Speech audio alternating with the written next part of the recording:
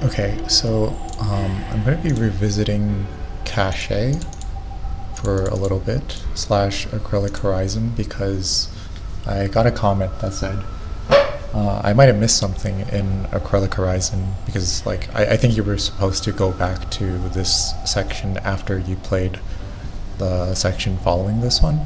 So yeah, that's what I'm doing right now. I'm just going to do a little bit of a quick recording to see if I missed anything. Let's see. Okay, I woke up with a start. In the middle of the night, asleep, I had kicked off the thick covers from my bed, no doubt overheated. Now in the cold morning air, I felt quite a shiver and had been woken up early. There was no point trying to get any more sleep. It was always a busy day here, and so my body kicked into gear the moment I woke up. Woke up.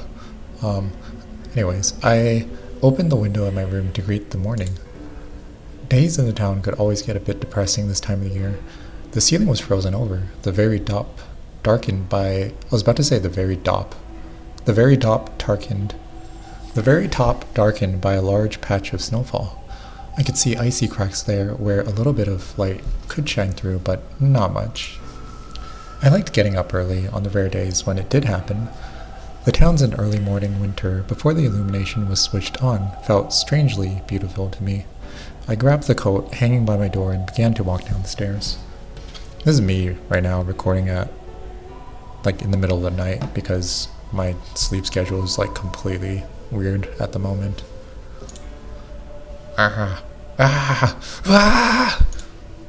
Before hearing the cries outside her door, it seemed this is suddenly like a zombie movie or something. Anyway, it seemed I wasn't the only one having an early day today. She had been sick during the night again, the stress reaching another critical point. A little puddle of vomit was splayed out on one half of the bed. I had previously left her a pail for this purpose, but it sat at the corner of the room, dusty and disregarded. Uh-oh. Are they undergoing, like, the disintegration process or whatever? In fairness, she had been doing a lot better lately, with very few incidents like this, so it makes sense she'd forget about it. I quietly summoned the janitor, trying not to wake anyone still asleep, and went to console her. Or is this like analogous to like rearing an infant child or something? I'm not entirely sure. Shh, it's okay. Did you eat something bad?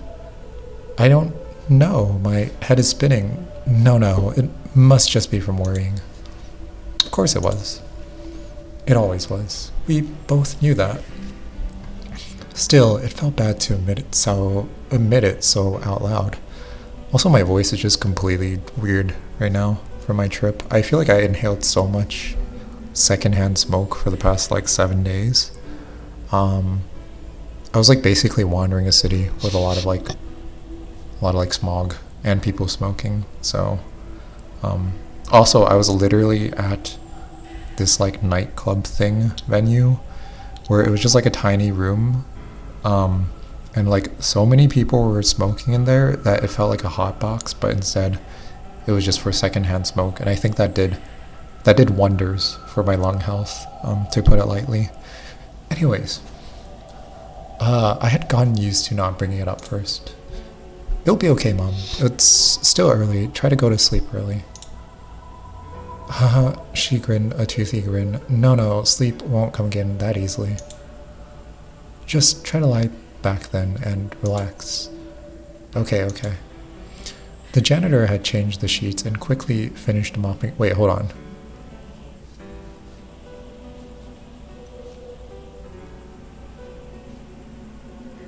Wait, okay, so I think this is between the janitor and the mother figure.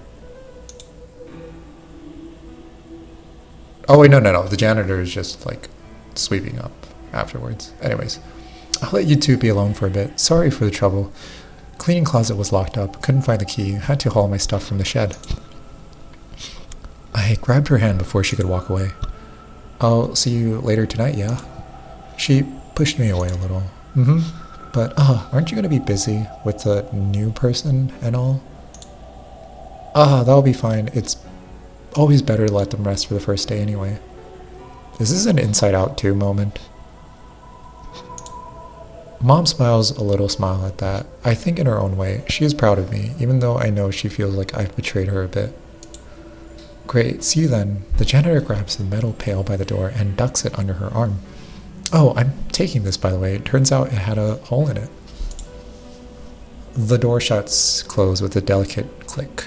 Also, this is kind of weird, but I've been thinking a lot about like two books recently, like The Giver and Holes, because it was kind of like required reading, sort of. Well, not like entirely required, but I think it was like an option for reading back in like certain K through 12 schooling systems. And like for some reason I keep thinking about the Holes mountain onion sundae scene,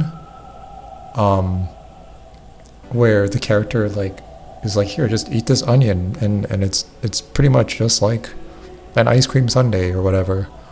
And then that Giver scene where like they're on a sled or whatever, and then they like find a cozy family home, I think. Anyway, I'm not really going to get into that at the moment, but I feel like those scenes have just like kind of been on my mind recently for whatever reason. Did it really? Seriously? A hole? A hole? I felt a little bit bad that I had accidentally given Mom a useless bucket. I swore it was fine. I had checked it, hadn't I? Don't feel bad, dear. I'm sure you were just busy and it skipped your mind. You, have a talent for mind reading, huh? I sheepishly rubbed my head as if to apologize for my forgetfulness. Sorry, Mom. Heh. You're just an open book. Don't worry about it. In any case. She coughed again, quieter this time. Is it warm enough in here? Are you cold? Winter is just worse for me. It's not the heat or the darkness. I don't know why it is. Maybe because I keep thinking of all the times and people long gone. I know, Mom, but you'll get through it, you know, just like you do, every year. Haha, sure.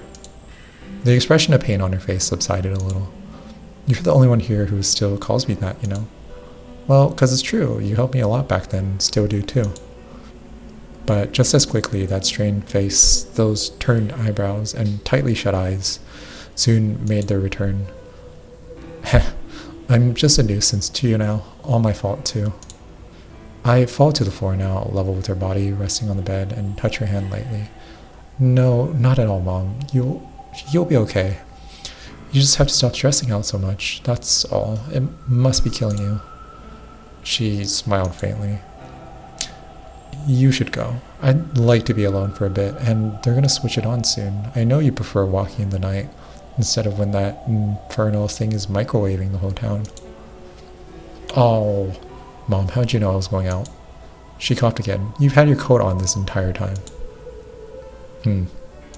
Oh. Just then, I realized how warm and sweaty I was. Oh dear. I must look a bit of a mess. Could I really meet the new person like this? I looked at Mom's face again, and she only nodded in response. She really could read my mind, huh? I wouldn't doubt that. There have been moments in my life with family members where we've literally like shared very specific dreams after waking up. There's like one in particular, and this might be TMI, but I'm just gonna say it anyway.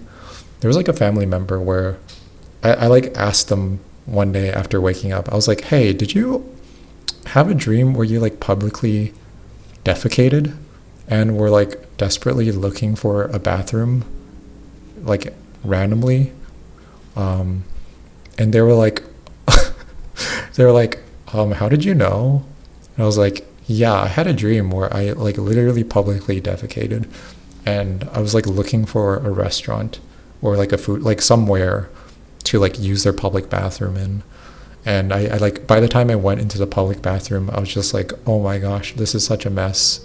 And I was strategizing on like what my next steps would be. I was like, oh, should I find like a local clothing store and then go there? But like, how I'm gonna like, they're gonna know. They're gonna know. So I'm like, oh, should I just like only wear certain parts of my clothing, or should I like Should I use like a lot of toilet paper as padding or something? I don't know.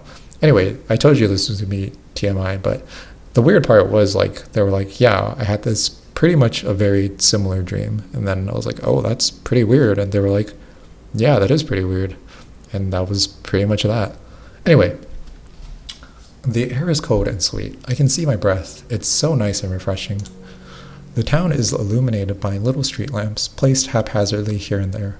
Of course, with cover of plastic so coated with ice and snow from the outside, it's harder for the sun to reach us. So, just as I think that, the bulb is switched on, erected in the center of the town. It provides us with a little extra light and warmth like an artificial sun. The train will come soon. It will be time to perform my new duties as the caretaker. Okay.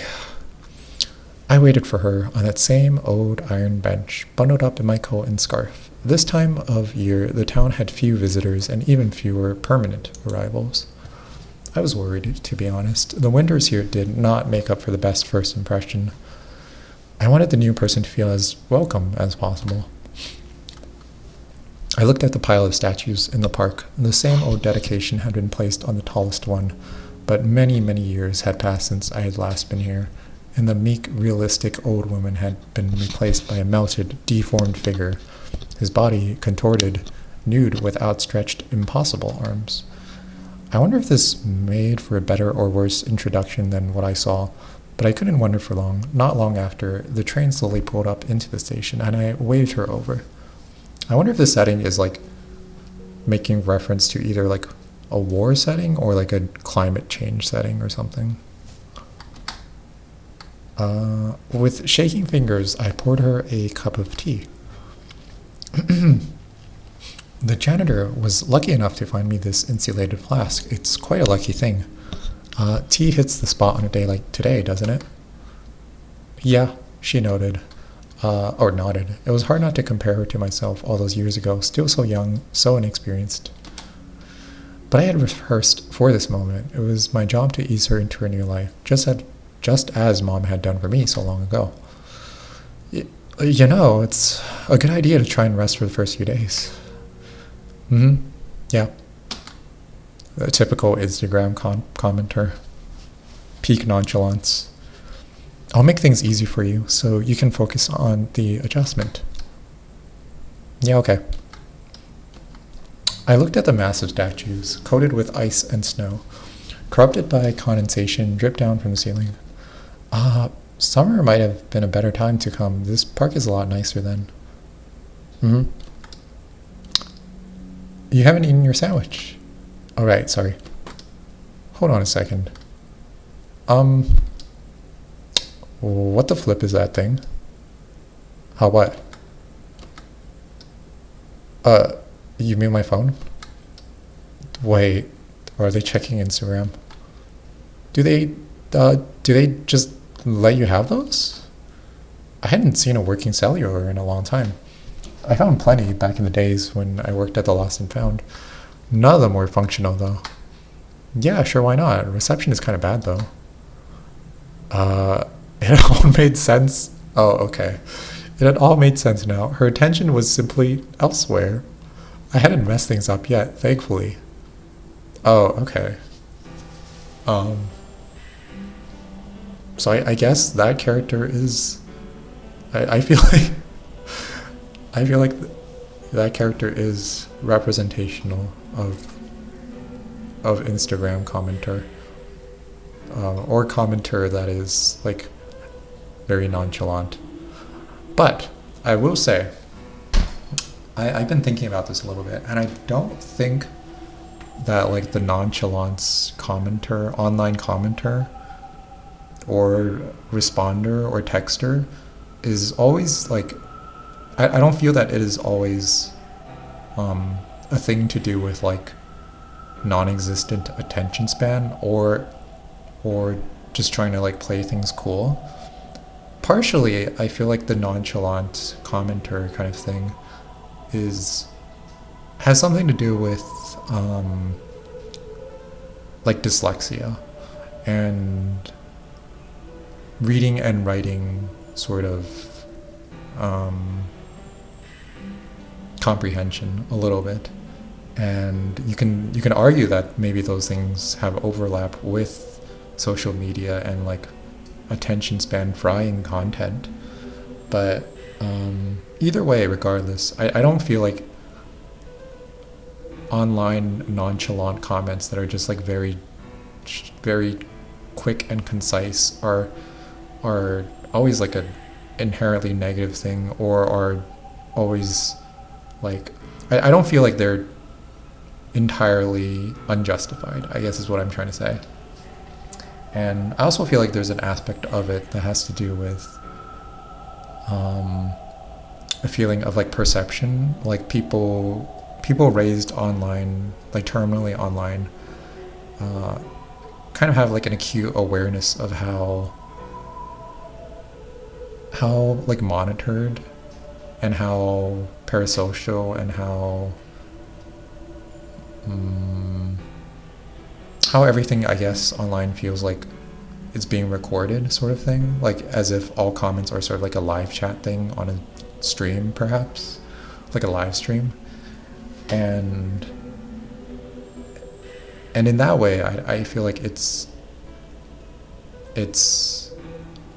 more understandable. Like I don't think it is a byproduct of like a fried attention span, or like an incompatibility with like very like long-winded, carefully thought out responses or anything like that. I think there's more to it, is what I'm trying to say, but I think I'd have to like work it out a little bit more as to like what I'm like trying to, like the points that I'm trying to get at. Anyways. Sorry, it was just chatting with some friends. What were you saying? My heart skipped a beat. Oh no. The new arrival has friends, and they do not need to over-rely on me, and we cannot develop an extremely codependent parasocial relationship. What will I do? Friends? I couldn't remember having friends. I couldn't remember it now, obviously, having cast my mind to the wind already. But I know that I definitely didn't remember them on my first day here, because they never existed. What was this girl playing at? Why on earth was she here in a place like this if she still had friends to go back to? I felt a headache coming on. I know it isn't exactly polite to ask this, but what brought you here to this town? Oh, just to check it out. For the first time since she's been here, she actually looks a little bit vulnerable, or maybe to get away from a weird situation. That's kind of private, if you don't mind. Makes sense. Let me rephrase the question. No, actually, she shuffled her legs a bit. I'm not going to answer that. I realized I had crossed the line. She noticed it too. Is it okay if I tell you in my own time instead? And had instantly handled it with far more grace than I. Darn. Of course, I'm sorry. Listen, I'm trying to help you, okay? Pay attention to what I'm saying. I tried to explain the workings of the town to her, but I worried that I had already damaged the trust between us permanently.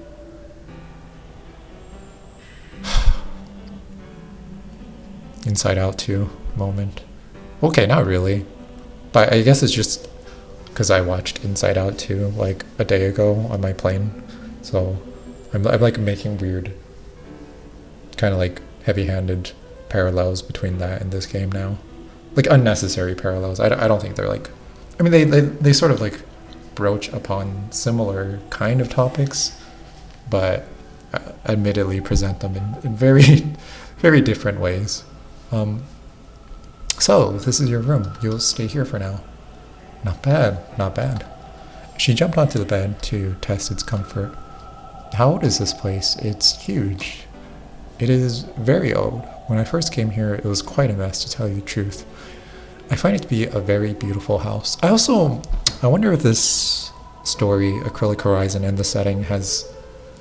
Because I was like kind of paralleling the setting to maybe like a war or a climate change sort of environment or setting. But I can in some ways also feel like in some ways this has overlap with like the LGBT sort of or queer movement, maybe earlier in the 20th century. Anyways, she smiled and began to relax on the bed. Perhaps I had not messed things up as badly as I thought.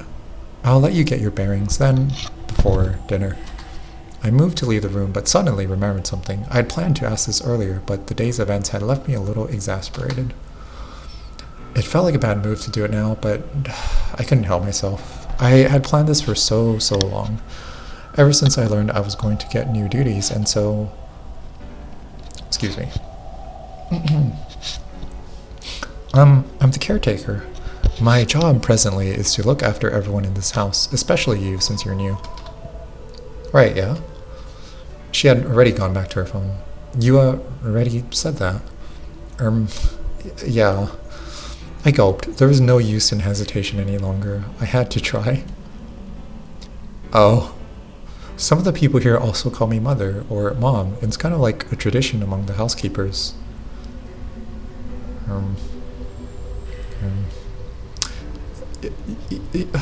You don't have to do it if you don't want to, obviously. Yeah, that's a little weird. I'm not going to do that. Right. Right, of course not. Sigh. That was so foolish, wasn't it? Why did I do that? Something sick stirred within me. No, I couldn't do that.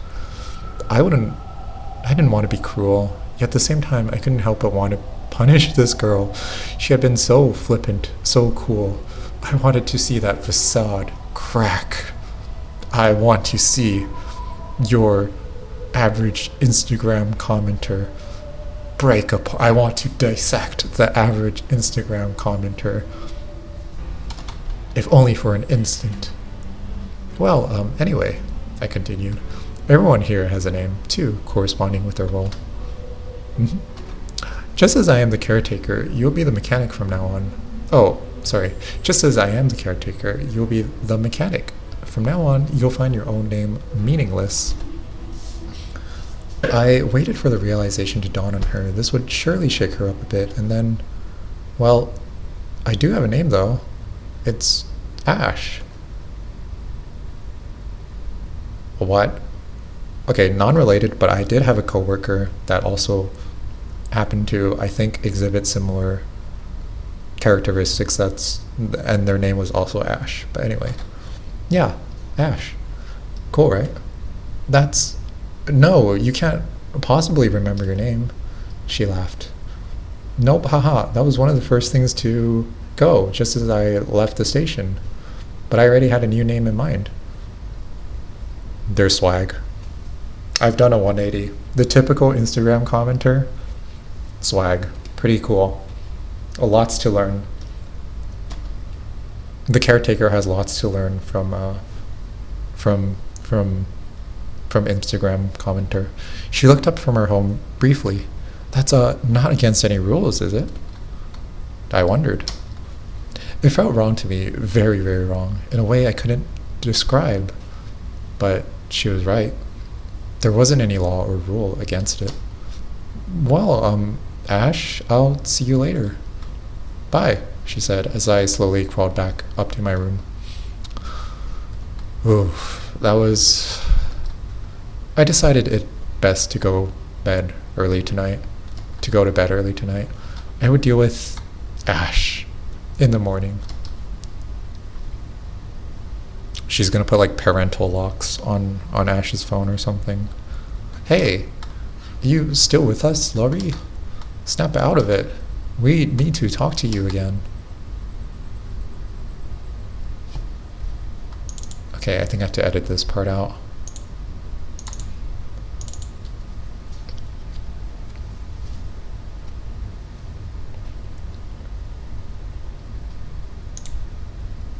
Wow, okay, so I did end up missing quite a bit. Thank you, YouTube commenter. This does feel like a significant portion of this visual novel that I just kind of missed. Oh, was it the help? Oh, you are a voracious reader, huh? Yeah, I've never seen someone read two stories at once before. Stuff sure picked up quickly in Acrylic Horizon, huh? Yeah, I feel bad for the matron. Actually, her depiction is a bit problematic, I feel. Really? Well, it's not made clear what happened to her exactly, but it feels a little prejudiced, I guess. Like she's clearly disabled in some way now and just sees herself as a burden. Ah, that's a good point. Hmm. I just interpret her as being depressed, but I guess that's also a complicated topic. Yeah. Like on one hand, there are people that do feel that way, right? Yeah, yes. I have been on like Pinterest. I've been getting recommendations sometimes of like what do you even call those? Like not a mood board or more like a lookbook of kind of like disability sort of accommodation devices. And I almost hesitate to use the term disability. I think maybe a better term may be something like movement accommodation devices. But admittedly, I just do not know much about that area, so it feels kind of naive of me to just like kind of make up these terms. But yeah, I think it's a really fascinating area to think about. I actually have a book right next to me that I've been meaning to read. Oh, let's see. It's called The Disabled God Towards a Liberatory Theology of Disability by Nancy L. Iceland. And yeah, it seems really cool. It's not like a huge read. It's got roughly 120 or so pages, but it's definitely a very eye-catching title. And I think it does get into the sort of various like overarching topics regarding the field of disability and accommodations and things like that. And probably a lot of like language usage, because the language usage in this kind of field is, and in a lot of fields I guess, is very important. So yeah, I'm probably going to go through this book soon. It's like on the top of my stack. And okay, actually I'm just going to read the summary of this because I didn't read the summary yet. So, The Disabled God Towards a Liberatory Theology of Disability. In The Disabled God, Island draws on the themes and advances of the disability rights movement to identify people with disabilities as members of a socially disadvantaged minority group, rather than as individuals who need to adjust. In doing so, she highlights the hidden history of people with disabilities in the church and society, and points the way to a fuller vision of humanity and justice. Integrating the intellectual and personal, as well as the political and spiritual, her work draws on socio-scientific, theological, and ethical sources in service of a liberatory theology of physical disability. Proclaiming the emancipatory presence of the disabled God, the author maintains the vital importance of the relationship between Christology and social change.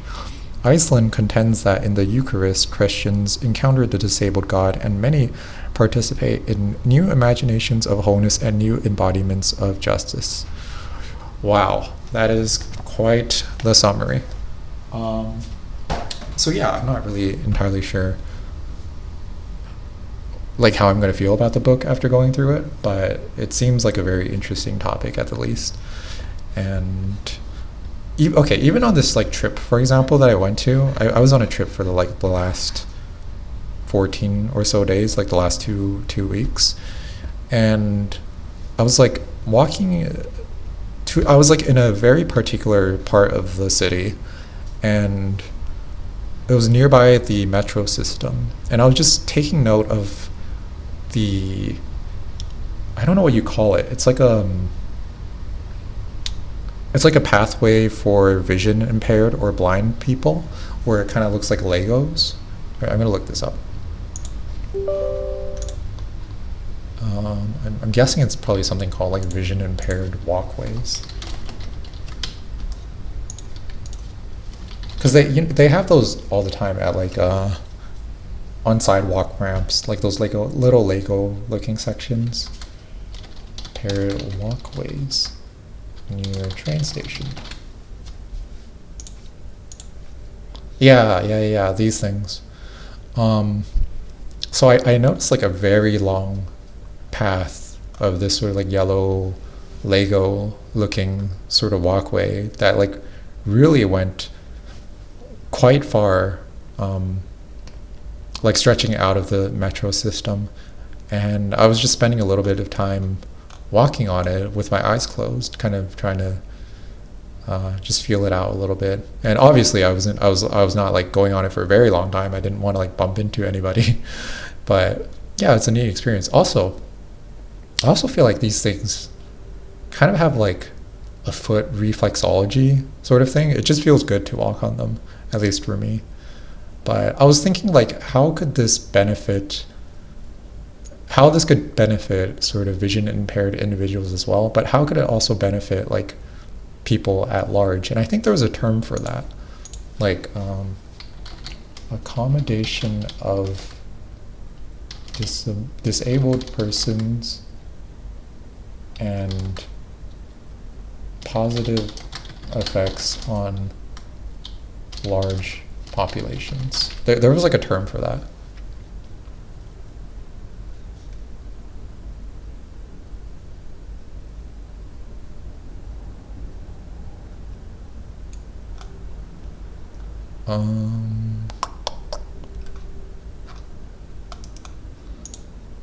Okay, disability, inclusion, and widespread benefits, I guess. Something like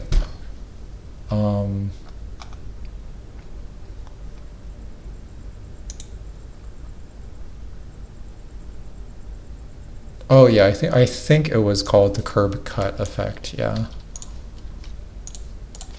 The curb cut effect. Yeah, effect of assistive technology.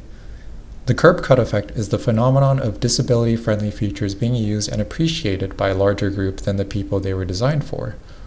The phenomenon is named curb cuts because miniature ramps comprising parts of the sidewalk were first made for wheelchair access. And I think the point is that eventually it just made things easier for people at large. Like, for example, a family pushing their baby stroller. It just makes it easier to push the baby stroller through this thing rather than having to like lift it up a curb each time. And yeah, anyways, that is also something that I've been thinking about recently. So it's kind of interesting or prescient that this story also is kind of focusing on, or at least addressing those topics a little bit. Yeah, I'm really glad that I got to revisit this section. Thank you, YouTube commenter. This is a very important part of the game that I probably almost missed out on.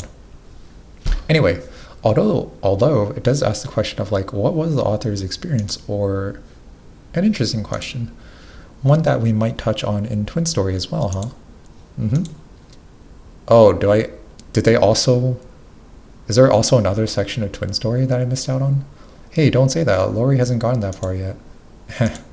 Well, by the way, while you were busy, I did a search on the library network. Couldn't find anything titled simply Kaschei. Weird. I'm wondering now if it's a mistranslation or a typo or something. Oh, that is interesting. It is a different spelling than I guess like Kaschei or whatever, like the Slavic fairy tale that YouTube commenter also brought up. Oh God, what? What if their name is Kaschei and we're supposed to be looking for a book called Laurie? Oh, I hadn't thought of that.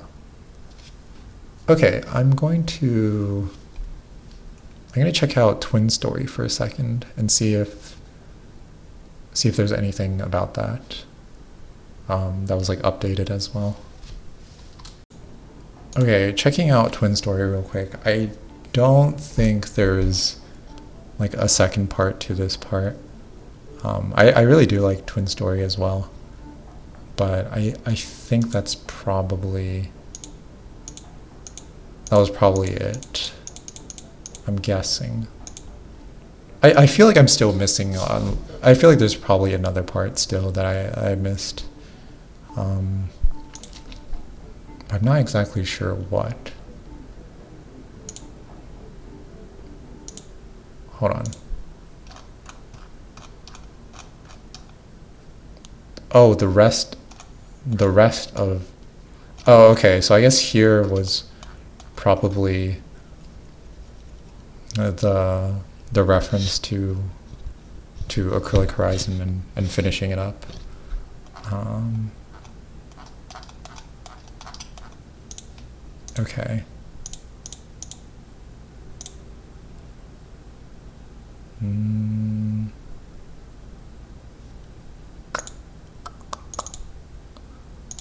So is there going to be a part 3 of this? Probably not.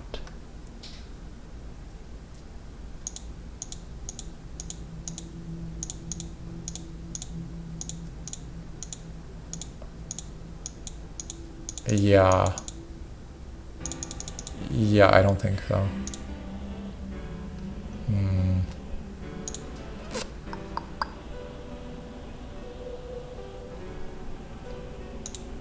Maybe, but please let me know if somebody's watching to this point, if there's like another part of Kaschei that I'm missing out of.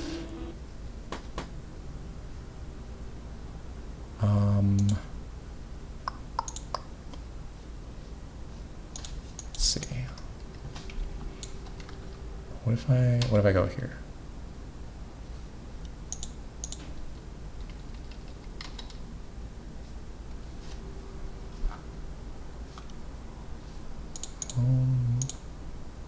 About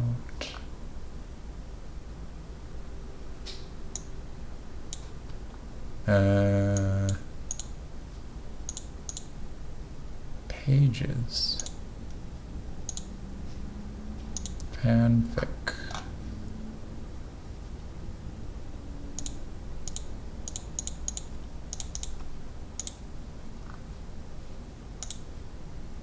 Twin story. Secret.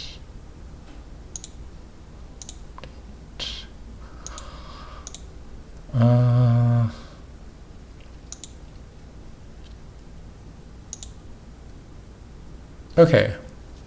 So I think that was probably it for Kaschei, as far as I know.